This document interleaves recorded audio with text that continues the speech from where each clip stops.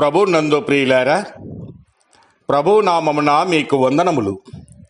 ఈరోజు మన ఆరాధనకు సహకారంగా కీర్తనలు 16వ కీర్తన 2వ వచనము.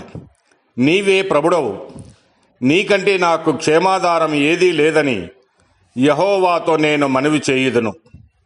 గమనించండి ప్రియులారా, కీర్తనకారుని హృదయంలో నుండి వచ్చిన మాట నీవే ప్రభుడవు అని, నీకంటే నాకు క్షేమాధారం ఏదీ లేదని అంటూ ఉన్నాడు. అలాగైతే నేటి మన ఆరాధనలో యేసుక్రీస్తు ప్రభువును మన క్షేమాధారుడుగా జ్ఞాపకం చేసుకొని ఆయనను ఆరాధిద్దాం. మొదటగా ఆయన క్షేమాధారుడైన క్రీస్తుగా కనబడుతూ ఉన్నాడు. క్షేమాధారుడు అనగా సమృద్ధి ఇచ్చువాడు లేక సంతోషమును ఇచ్చువాడు. అలాగైతే యేసుక్రీస్తు అంత మంచి దేవుడు ఎవరు ఉన్నారు? ఆయన నామమే క్షేమాధారమైనది. ఆదరణ, సంతోషము ఆయన యొద్దనే ఉన్నాయి. ఆయన దగ్గరకు మనము రాగా కృపాక్షేమములు మన వెంట ఉన్నవని లేఖనములు తెలియజేస్తూ ఉన్నాయి. అలాగనే యెహోవా నీవు ఏర్పరచుకున్న వారి క్షేమము నేను చూచుచూ నీ జనులకు కలుగు సంతోషమును బట్టి నేను సంతోషించుచున్నానని దేవుని వాక్యము సెలవిస్తూ ఉన్నది. అయితే మానవుడు క్షేమాన్ని వదులుకొని క్షామమునకు గురి అయి ఉన్నాడు. ఆమోసు గ్రంథము 8వ అధ్యాయం 11వ వచనములో, రాబోవు దినముల యందు దేశములో నేను క్షామము పుట్టింతును, అది అన్నపానములు లేకపోవుట చేత కలుగు క్షామము కాక యెహోవా మాటను వినకపోవుట వలన కలుగు క్షామముగా ఉండును. ఇదే యెహోవా వాక్ అని సెలవిస్తూ ఉన్నాడు. క్షామము అనగా కరువు. ఇది అన్నపానముల కరువు కాదు, దేవుని మాటను వినకపోవుటను బట్టి కలిగినటువంటి క్షామం.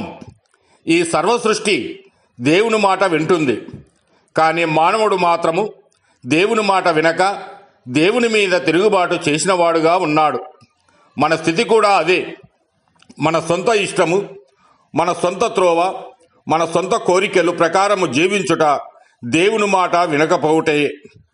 అయితే దేవుని మాట విననటువంటి మానవుణ్ణి, క్షామానికి గురి అయినటువంటి మానవునికి మరలా క్షేమమును దయచేయడానికి ప్రభు అయిన యేసు క్రీస్తు ఆయన ఈ లోకమునకు వచ్చాడు.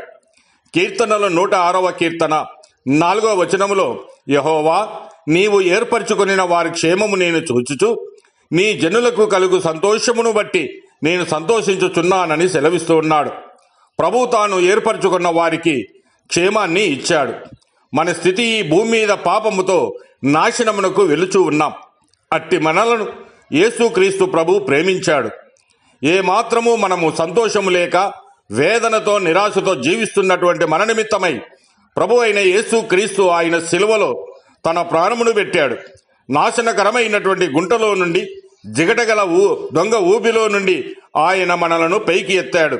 అంత మాత్రమే కాకుండా ఆయన మరణ పునరుత్థానముల ద్వారా మనకు రావలసినటువంటి ఆ భయంకరమైన నరక శిక్ష నుంచి తప్పించి ఆయన మనలను రక్షించాడు. మరి నిన్ను రక్షించినటువంటి ఆ దేవుణ్ణి ఈ ఉదయకాల సమయంలో మనం ఎంతగానో ఆయనను స్తుతిస్తూ ఆరాధిద్దాం. దేవుడు మిమ్మల్ని దీవించి ఆశీర్వదించునుగాక.